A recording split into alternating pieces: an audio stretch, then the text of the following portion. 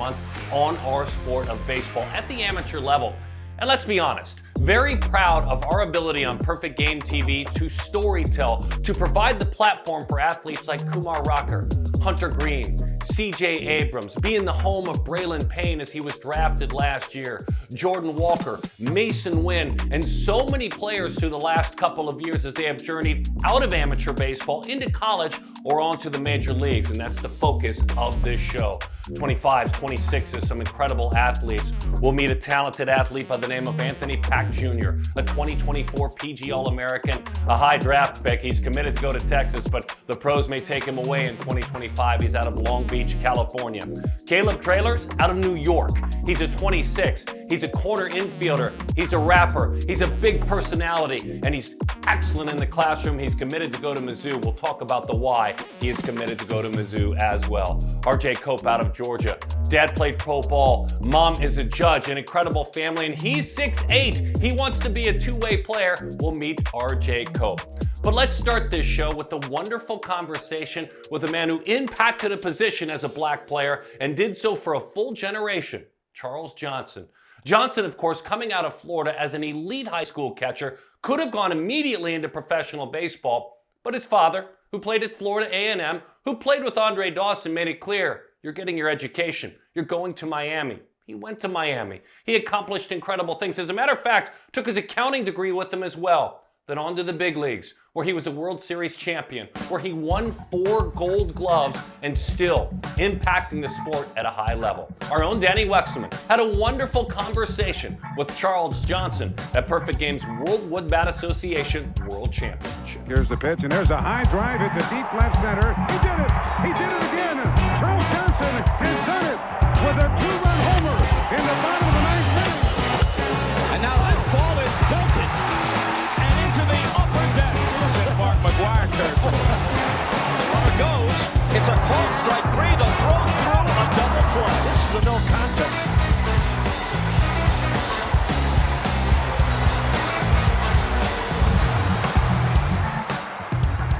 Charles, I'm excited to get to catch up with you a little bit here, but what I want to start with is going all the way back in the memory bank. Did you always catch? No, I actually started out playing left field when I was 8 years old, and I was really bored because, you know, at that age you don't get very many balls out there. No. I mean, you sitting down in the outfield, I'm like, I need some more action, and so I decided one day, I told my coach Jimbo, I said, Coach Jimbo, man, I want to catch in batting practice. I want some more action, and he said, go ahead. And so I decided to put on the catching gear, and I told my pops I wanted to catch, and he said, well, go behind the plate and do it. And that's really how I started catching. But when I was 13, I decided that I wanted to catch solely. So I quit everything else and became a catcher full time. I had a cousin, Terry McGriff, and he was a catcher. So he was my first cousin. So I had somebody to pattern myself after. And eventually, he played with the Marlins with me. And so I had a September call-up, and he was with the Marlins, and what's the chances? 2 cousins, 2 black catchers on the same team. Very rare, right? And so, I mean, it was really amazing that we actually had a chance to play together. I've always noticed when I was playing, I never saw a whole lot of black catchers. Yeah. I just never did, but it never really dawned on me until later on, when you start playing like college ball in the big leagues, and I started to realize that there's not a whole lot of black players, because you got to remember, back then we didn't travel a lot, so I had no idea what was out there. Yeah. And once I realized that, it became really known that, wow, there's not a lot of black catchers. If you watch TV now, there aren't any black catchers in the big leagues right now. Not yet, and yeah. so when I do these events, I see these kids there. I see them here. Yeah. And so I think it's all about encouraging them to stay in it, Yeah. to keep pushing through it, because it gets really tough. Why do you think it gets so tough, particularly maybe for black catchers? I think it's tough for black catchers because a lot of these kids, they can run. Yeah. A lot of them are fairly fast. And so whenever you fast, a lot of times, they really don't want to keep you behind home plate because they know it's going to slow your legs up. Right. And so they tend to want to move you. Truthfully, that's why I love to come to PG events, because I run into a lot of black catchers, and to me, it's encouraging, because what happens is that when you don't see somebody that looks like you in the big leagues, you can easily be deterred from becoming a catcher because you think that it's just too hard to do. Yeah. You think it's just too hard to do. If they told me to move, I guess I have to move. Right. I think it encouraged them to keep going. That I just talked to a Major League catcher. I can do this. Hopefully I can encourage a lot more guys to stay behind the plate. Thanks for giving us some time. I appreciate it. No problem. Thank you, Daddy. All righty. By the way, CJ's .994 career fielding percentage, second best in the history of the sport. Only Dan Wilson, the current manager of the Seattle Mariners, is better. And he watched a lot of catching as a young man. He would watch Bruce Benedict, catcher for the Braves, when the Braves were on TBS, and his dad would give him a ride over to Vero Beach, Florida, where he would watch a young Mike Scioscia work behind the plate as well. We're glad to have CJ still around the amateur sport.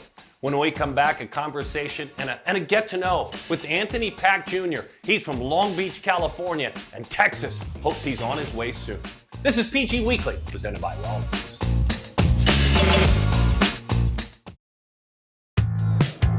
So Anthony Pack has his hands full for a left-on-left matchup. Pack off the end of the bat, Bauer off the mound. There's that speed of the Lakewood, California native. Up the line. This is one heck of an athlete. Man, he can fly, and that was quite a treat to watch him cook down the line. Put the ball in play. That curveball was nasty, but that's what speed do. The Pack is back, baby. Celebration of the impact of the black athlete on amateur baseball on PG Weekly, presented by Rawlings. Come back in time with me, will you? Just take a quick journey back to 2017. A Super 25, that's a fun event Perfect Game puts on, a qualifier for that event. The top tier gamers were there, and man, they brought a ball player with them. He was very young. It was a very young man's event, 4'6" and 75 pounds, but everybody noticed Anthony Pack Jr. He was all tournament then. He's been all tournament just about every PG event he's arrived at. And where he has arrived, the number 4 outfielder in the land, a Texas commit, and in all likelihood a very sure draft pick that will be brought into the professional fold. He's the son of a cop and a registered nurse. That's Anthony and Lakeisha. His parents are strong. The values mean everything. He plays for GBG, Garcia Parra Baseball Group. They've touched his game as well. Let's get to know Anthony Pack Jr. My name is Anthony Pack Jr. I'm an outfielder. I'm from Lakewood, California. Anthony Pack is very cool. He's from Lakewood, California, Millikan High School. He drives that one to center field. Yeah, I think it's just knowing who I am as a player. You know, there's a lot of people out here hitting home runs, hitting balls 500, but that's going to come from me. I know getting stronger and, you know, sticking to my routine is going to get me better. So being the best version of myself and not trying to be anybody else, but just stick to my game. First off, in the outfield, you know, my mentality is nothing's going to drop. You know, I take that football mentality, like I'm going to get the ball at the air, I'm going to grab it out the corner's hands, I'm going to get the ball in the outfield. So nothing's dropping. I got that aggressive mentality, and it's a killer mentality I have to take in baseball. You know, I also go by Matthew 23:12. If you exalt yourself, you're going to be humble, but if you're humble, you'll be exalted. So that's something I take with me all the time. I don't want to just be baseball, baseball, baseball. I want to be a great young man, you know, help people out. So that's something I really value. My mom and dad, they're a big part of this. Just to become a great person, you know, also play baseball, but become a great person on and off the field.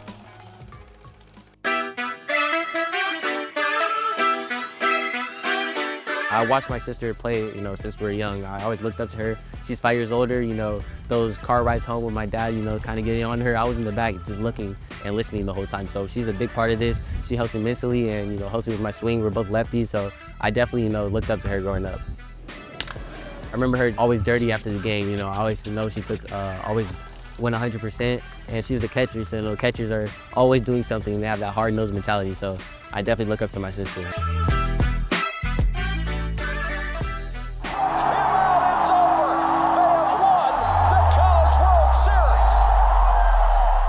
I chose Texas because it's a family over there and the atmosphere, you know, the fans, they love sports over there, and I know they're going to be rooting for me 100% when I'm playing, and I'm going to be playing in front of, you know, 10,000 plus fans every game. In my commitment graphic, I put my parents because they're the reason why I'm here. They, you know, miss work, they pay dues every time so I can be where I am right now. So for me not to put them in that graphic would be a crime, you know, they're the reason. I want to repay you guys one day. All this is going to come together, I'm going to repay you guys, whether it's taking anywhere you guys want. I just want to make you guys happy, and, you know, I just want to say thank you.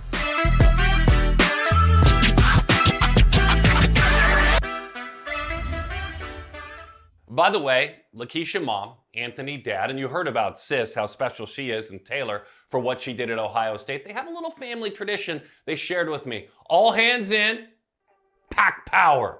There's a lot of power in that family, and it's going to be more power in that bat. When we come back, you'll get to know a talented rapper who also plays third base, who's on his way to play college baseball at Mizzou as well. This is Perfect Game Weekly. We're presented by Rawlings.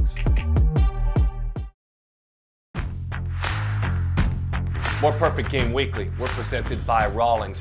It's been fun the last couple of years to move past the cold weather. The Midwest or the Northeast athlete just has to hop over so many boundaries. They just can't make it. What we've learned about that athlete, they're a little bit tougher, they're a little bit thicker, they're a little bit stronger, and they're ready for Division I baseball. Take Kaleb Traylor for an example. An athlete out of New York, like New York City. A man who's a 2026, playing on the corners and playing very, very well. And he's committed to go to play in the SEC at Mizzou. Now let's pause there. There's a reason why. It's the leadership of Carrick Jackson. It's the leadership of a man who has coached college baseball for more than a quarter century. A lot of that recently as a head coach. He took Southern out of the SWAC to the NCAA tournament. Mizzou is now his program. He plans on doing the very, very same thing. That's why Kaleb is there. And if you put Kaleb to the test, he's been passing quite a bit. This #1 third baseman in New York played up a year at Perfect Game's World Wood Bat Association World Championship. He got on base 6 times in 4 games, had an OPS over 1100, playing for the Breakthrough Series team. We'll have more on them in just a moment. Let's go to the field, to the streets, and into the studio and get to know Kaleb Traylor. Urban City baseball is it's a different kind of baseball. The hunger that we all have in the city. The weather kind of holds us back a little bit being from the Northeast and the city, so we just got to take advantage of every opportunity that we get, and we just play with that dog that we have from the city baseball. Last year was my first experience with the Breakthrough Series, so-called the program. It's definitely a different experience. We live with each other kind of for a month, so it was a great experience learning from all the best coaches like Luke Collier, Marvin Freeman, Brian Hunter, Marquise Grissom. The amount of knowledge that they have and the things you can take away from them is just great. So me coming in not ranked and not having that much experience with high level, like big baseball, them just telling me just slow down, stay in the moment, and just stuff like that, them just teaching me and helping me learn from the older guys was great. Being around those guys and as well as the top minorities in the class, Rashad Hayes, Todd Furtado, he just recently committed to Mizzou. It was great. Your new baseball coach, Coach Jackson. Carrick, man, he's great. He's the first African-American SEC head coach. A lot of phone calls with different coaches, but that phone call, it just made me and my family feel like home. And what he's trying to do over there and bring in more minorities to the game and just help us get more exposure at such a high level like SEC baseball. And him just believing in us, that's all you want in a coach, so that's why I chose it. I'm the rookie of the year once I get in the league. I play baseball, but K-Trey is also my rap name. I've been rapping since I was about 12 years old. I started just from my father. You know, he's one of my biggest role models. He teaches me everything. So him believing in me and telling me that rap could be another thing that I could be great at, it just made me realize like that's another talent that I have. Hey, Trey, that be the name of the jersey. Rookie of the Year is it's a song about me coming up from the Bronx, not having that much opportunity, and then just breaking out and breaking through. I just feel like that makes me the Rookie of the Year. Couldn't catch me, I'm over the wall. After the program, I came home for about 2 weeks and wrote a song for the Breakthrough Boys, and it came out right before Area Code, and that song did pretty well. But I go to school in Connecticut now. Every time I get a chance to come home and go to the studio, I'm usually writing up in school, and then I just go lay down the tracks in the city in New York. Any situation that is relatable and I feel is relatable to people or myself, I just try to write it down in my notes. For sure, I definitely want to keep doing it. I feel like it's definitely a different avenue, just getting more exposure and getting my name out there.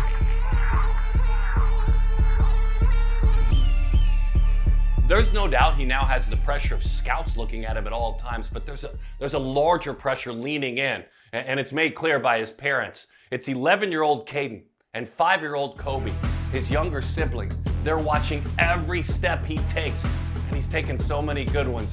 They're looking up to their big brother, excited to see the generation as they follow through. When we come back, one more great meet and greet with a man who's 6 feet 8 inches tall.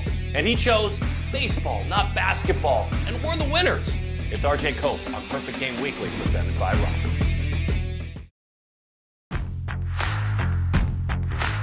It's been an honor to tell the stories on this edition of Perfect Game Weekly of the black athlete as they impact amateur baseball, as they're on their way to professional baseball or college.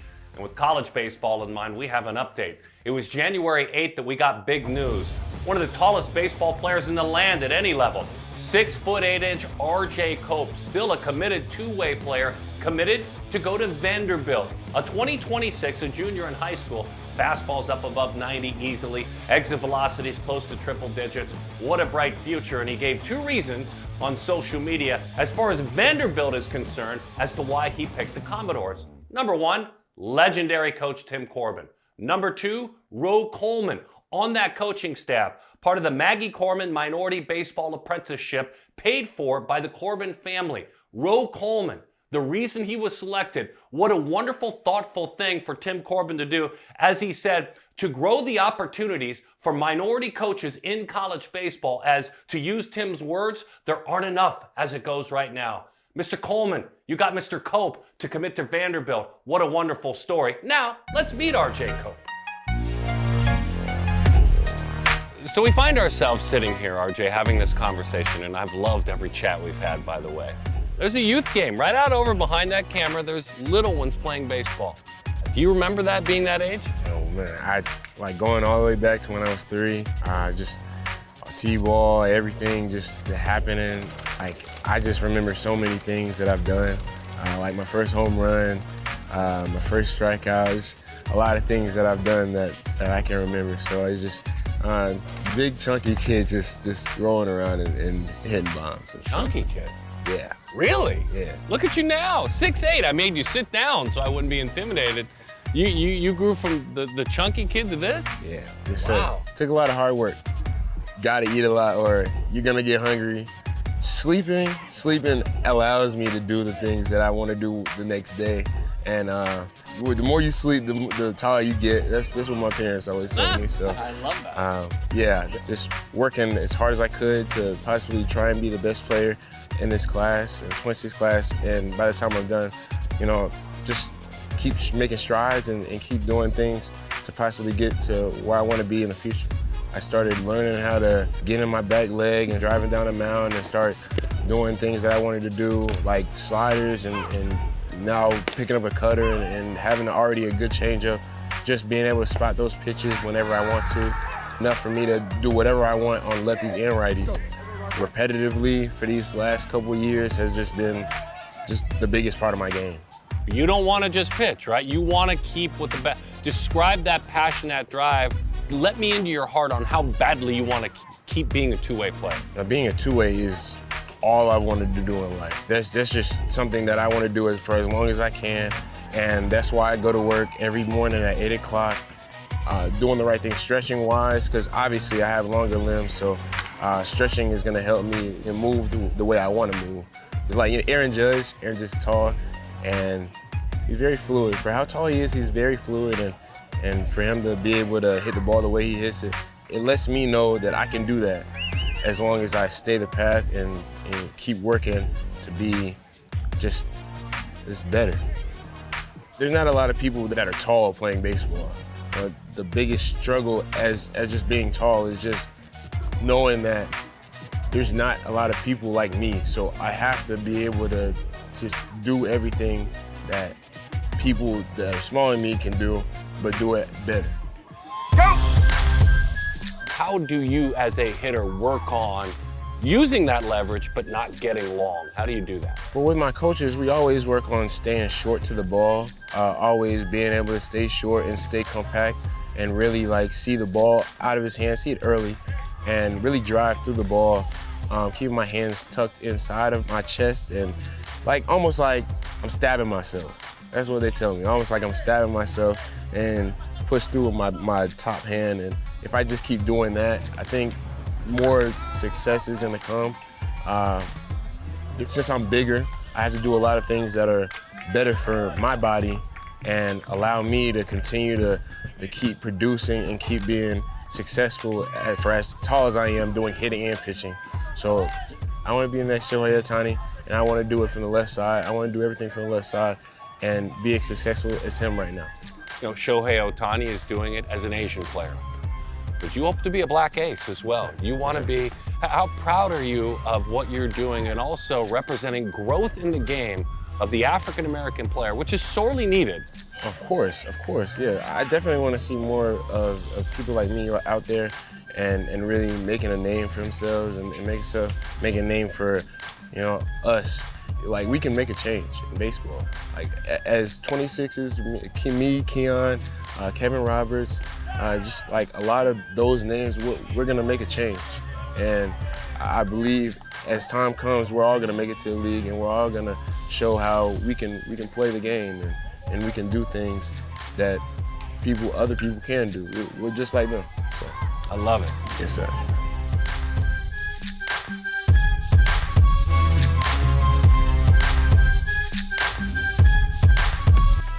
Hey, by the way, this 26 class is ablaze with talented African-American baseball players. Catcher, Javorsky Lane Jr., shortstop, rookie Shepard, shortstop, Keon Johnson, outfielder, Kevin Roberts, right-handed pitcher, Savion Sims, and shortstop, Miles Young, all within the top 20.